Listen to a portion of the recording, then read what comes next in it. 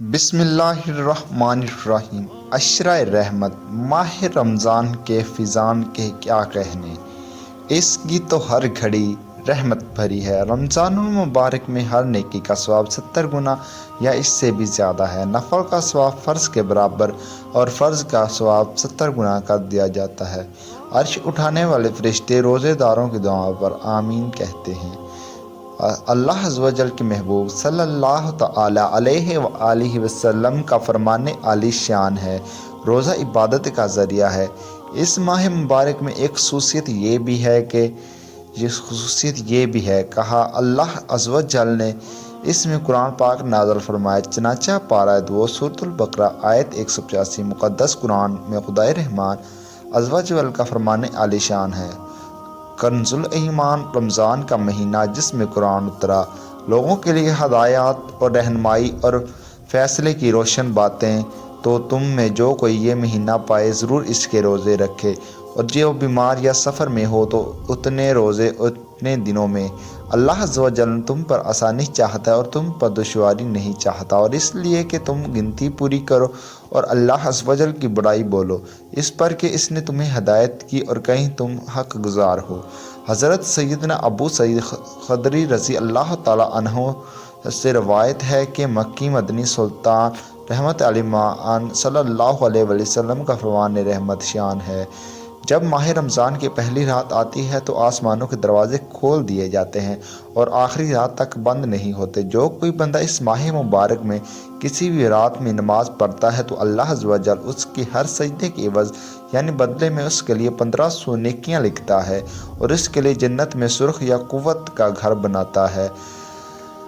رحمت للعالمین صلی اللہ علیہ وآلہ وسلم کا فرمان ذی شان ہے، جب رمضان المبارک کی پہلی رات ہوتی ہے تو اللہ عز و جل ان کی طرف رحمت کی نظر فرماتا ہے، اور جس کی طرف عز و جل نظر رحمت فرمائے اسے کبھی عذاب نہ دے گا۔ حضرت سیدنا عبداللہ بن عباس رضی اللہ تعالی عنہما سے روایت مروی ہے کہ رحمت عالم نور مجسم شاہ آدم و بنی آدم صلی اللہ علیہ وآلہ وسلم کا فرمان معظم ہے، جب رمضان شریف کی پہلی رات آتی ہے تو عرش کے عظیم کے نیچے مسیرہ نامی ہوا چلتی ہے جو جنت کے درختوں کو پتوں کو ہلاتی ہے۔ اس ہوا کے چلنے سے ایسی دلکش آواز بلند ہوتی ہے کہ اس سے بہتر آواز آج تک کسی نے نہیں سنی۔ اس آواز کو سن کر بڑی بڑی آنکھوں والی حوریں ظاہر ہوتی ہیں، یہاں تک کہ جنت کے بلند محلات پر کھڑی ہو جاتی ہیں اور کہتی ہیں، جو کوئی بھی ہم کو اللہ سے مانگ لے گا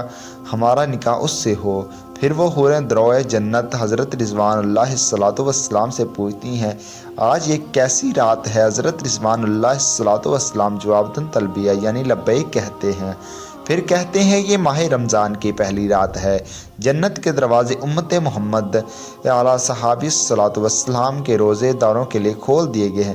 میٹھے میٹھے اسلامی بھائیوں، جب اللہ عز و جل رحمت کرنے پر آتا ہے تو یوں بھی سبب بناتا ہے کہ کسی کے عمل کو اپنی بارگاہ میں شرف قبولیت عطا فرما دیتا ہے اور پھر اس کے باعث اس پر اپنی رحمتوں کی بارش کر دیتا ہے۔ لہٰذا اب ایک حدیث مبارکہ پیش کی جاتی ہے جس میں متعدد ایسے لوگوں کا بیان کیا گیا ہے کہ وہ کسی نہ کسی نیکی کے سبب اللہ تعالیٰ کی گرفت سے بچ گئے اور رحمت خداوندی عز و جل نے انہیں اپنے آغوش میں لے لیا۔ چنانچہ حضرت سیدنا عبد الرحمن بن سمرہ رضی اللہ تعالیٰ عنہ سے روایت ہے، ایک بار حضور اکرم نور مجسم شاہ آدم و بنی آدم صلی اللہ علیہ وآلہ وسلم تشریف لائے اور ارشاد فرمایا، آج رات میں نے ایک عجیب خواب دیکھا کہ ایک شخص کی روح قبض کرنے کے لیے ملک الموت علیہ الصلوۃ والسلام تشریف لائے، لیکن اس کا ماں باپ کی اطاعت کرنا سامنے آ گیا اور وہ بچ گیا۔ ایک شخص پر عذاب قبر چھا گیا لیکن اس کے وضو کی نیکی نے اسے بچا لیا۔ نمبر 3، ایک شخص کو شیاطین نے گھیر لیا لیکن ذکر اللہ عز و جل کرنے کی نیکی نے اسے بچا لیا۔ نمبر 4، ایک شخص کو عذاب کے فرشتوں نے گھیر لیا لیکن اسے اس کی نماز نے بچا لیا۔ نمبر 5، ایک شخص کو دیکھا کہ پیاس کی شدت سے زبان نکالے ہوئے تھا اور ایک حوض پر پانی پینے جاتا تھا مگر لوٹا دیا جاتا تھا کہ اتنے میں اس کے روزے آ گئے اور اس کی نیکی نے اس کو سیراب کر دیا۔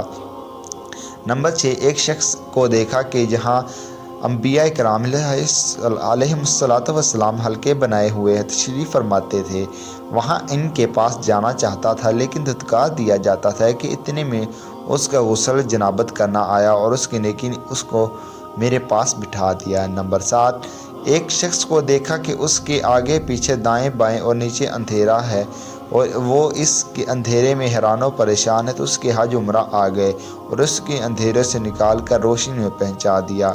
ایک شخص نے دیکھا کہ وہ مسلمانوں سے گفتگو کرنا چاہتا ہے، لیکن کوئی اس کو منہ نہیں لگاتا، تو صلح رحمی یعنی رشتہ داروں سے حسن سلوک کرنے کی نیکی نے مومنین سے کہا کہ تم اس سے بات چیت کرو، تو مسلمانوں نے اس سے بات کرنا شروع کی۔ نمبر 9، ایک شخص کے جسم اور چہرے کی طرف آگے بڑھ رہی ہے اور وہ اپنے ہاتھ سے بچا رہا ہے، تو اس کا صدقہ آ گیا اور اس کے آگے ڈھال بن گیا اور اس کے سر پر سایہ فگن ہو گیا۔ نمبر 10، ایک شخص کو زبانیہ یعنی عذاب کے مخصوص فرشتوں نے چاروں طرف سے گھیر لیا، لیکن اس کا امر بالمعروف و نہی عن المنکر آیا، یعنی نیکی کے حکم کرنے اور برائی سے منع کرنے کی نیکی آئی اور اس نے اسے بچا لیا، رحمت کے فرشتوں کے حوالے کر دیا۔ نمبر 11، ایک شخص کو دیکھا جو گھٹنوں کے بل بیٹھا ہے، لیکن اس کے اور اللہ کے درمیان حجاب یعنی پردہ ہے، مگر اس کا حسن اخلاق اس نیکی نے اس کو بچا لیا اور اللہ تعالیٰ سے ملا دیا۔ نمبر 12، ایک شخص کو اس کا اعمال نامہ الٹے ہاتھ میں دیا جانے لگا، تو اس نے خوف خدا عز و جل آ گیا اور اس عظیم نیکی کی برکت سے اس کا نامہ اعمال سیدھے ہاتھ میں دے دی گیا۔ نمبر 13، ایک شخص کی نیکیوں کا وزن ہلکا رہا، مگر اس کی سخاوت آ گئی اور نیکیوں کا وزن بڑھ گیا۔ نمبر 14، ایک شخص کے جہنم کے کنارے پر کھڑا تھا، اس کا خوف خدا عز و جل آ گیا اور وہ بچ گیا۔ ایک شخص جہنم میں گر گیا، لیکن اس کے خوف خدا عز و جل میں بہائے آنسو آ گئے اور ان آنسوؤں نے برکت سے وہ بچ گیا۔